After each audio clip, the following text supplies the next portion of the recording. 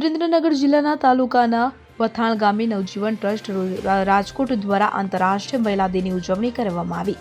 ગુજરાતમાં મહિલાઓના આરોગ્ય માટે તમે જે મમતા દિવસની શરૂઆત વર્ષ 2005-6માં થઈ હતી કે જે ગુજરાતના મહિલા અને બાળ વિકાસ ક્ષેત્રમાં એક માઇલસ્ટોન ગણાય છે, ત્યારે દિવસે લીંબડી તાલુકાના વથાણ ગામે નવજીવન ટ્રસ્ટ રાજકોટ દ્વારા આંતરરાષ્ટ્રીય મહિલા દિનની ઉજવણી કરવામાં આવી, જેમાં ખાસ કરીને મહિલા અને દીકરીઓ જાગૃત થાય, જીવનમાં આગળ વધવા માટે તેમજ શિક્ષણ અને વિકાસી જેવી વગેરે મહિલાઓને માર્ગદર્શન આપવામાં આવ્યું હતું, કે જેમાં લીંબડી ડીવાયએસપી VM રબારી, પાણસીના police station PSI K D Jadav, Gitanjaliben કેનેડી ગેબિયાન સહિતની ટીમ સહિતના હાજર રહ્યા હતા। કાર્યક્રમનું આયોજન દેવરાજ જાદવ દ્વારા કરવામાં આવ્યું હતું।